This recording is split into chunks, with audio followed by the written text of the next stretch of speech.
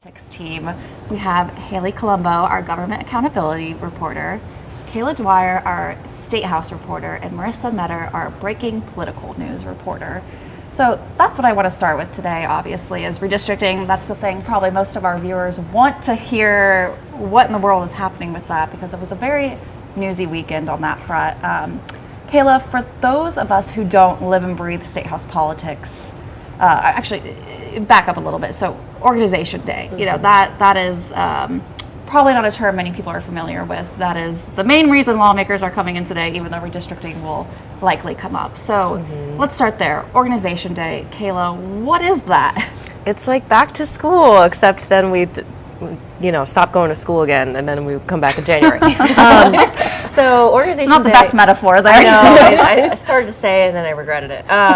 No, so basically it's just the day where, by law, they're supposed to come in on this certain day to start, to gavel in, to convene, to pass any new rules that, govern how debates go and how, logistics are run in the legislature, swear in any new members, if there are any, in a given year, and we'll hear some speeches from the leaders about what they want to do this session, and this particular org day might be interesting because with the House and the Senate in disagreement over when they want to return to, if they want to return in December to do redistricting. That's a problem because usually there's what we call a concurrent resolution on when they return, which is normally January. So that's going to have to get worked out somehow. When are they actually returning, Yeah, I would really like to know so I can plan out my December, but hopefully we'll get some answers and clarity today on that. So redistricting, you mentioned that will be obviously the big subject today. Governor Braun had called lawmakers back to convene for a special session about a month ago or so, and there was plans for them to return in December, like you mentioned.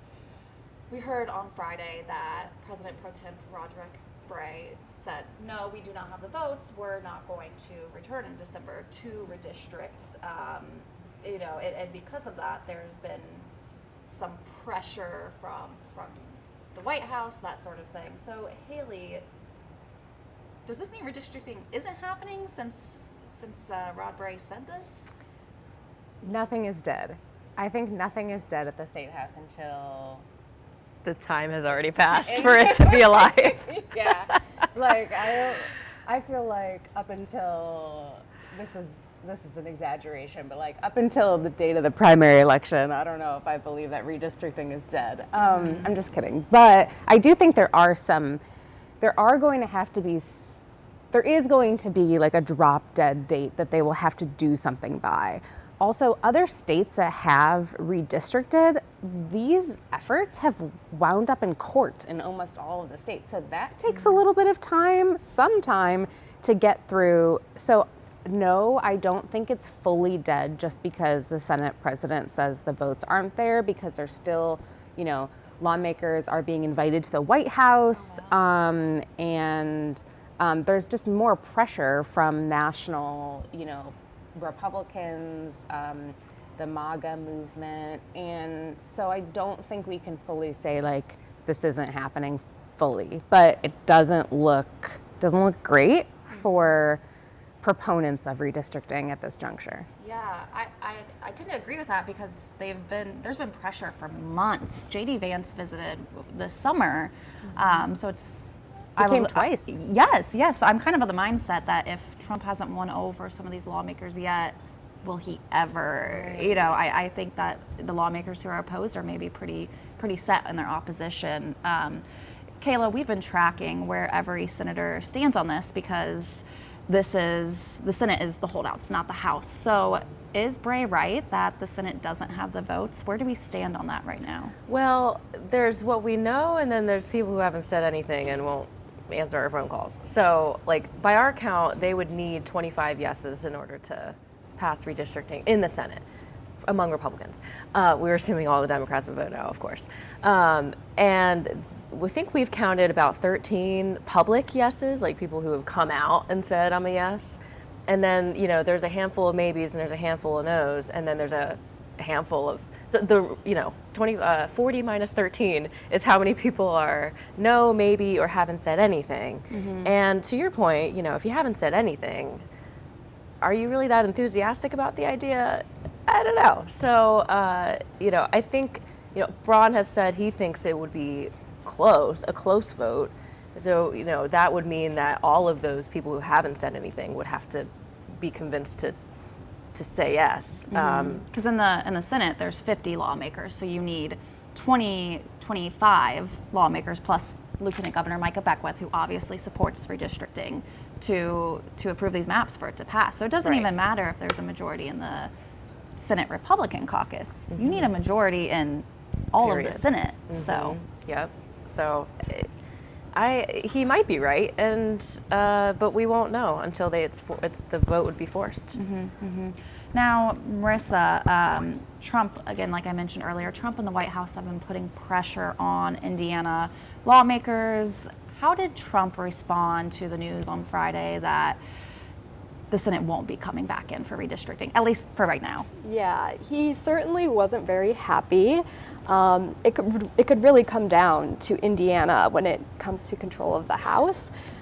So he's fired off on Truth Social about it a bit, kind of accusing Indiana Senate Republicans of not being truly loyal to the party or to Trump's mission. So. Yeah, I did I have my notes here. I didn't let them have notes, but I have notes. Just a snippet of what Trump said on Truth Social over the weekend. He said, very disappointed in Indiana State Senate Republicans led by Rhino Senators Rod Bray and Greg Good for not wanting to redistrict their state. He also went after Governor Braun, even though Braun is fully supportive of the idea of redistricting. Trump said, Governor Mike Braun perhaps is not working the way he should to get the necessary votes, considering that Mike wouldn't be governor without me. Not even close is disappointing. Kayla, can you explain why Braun, whom Trump once endorsed, is taking heat for this? And should he be troubled that he's being directly attacked by Trump, who he counts as an ally for himself? Yeah, not only did he end up promising something to Trump that he so far hasn't delivered, but he also, kind of went back on his word to legislators too. He was originally saying I will lean on what they want to do. And then he just went ahead and called for the special session anyway, despite, getting word from the leaders that the votes wouldn't be there. So you kind of have this double on both fronts. I think there might be some personal, relationships harmed between him and the legislature for that reason. And then between him and Trump, I mean, we've seen multiple times now where using the Trump capital has backfired on Braun. The other time was during the convention when they were nominating who the lieutenant governor would be, and Braun calls in a last-minute endorsement from Trump for his person, and that didn't work.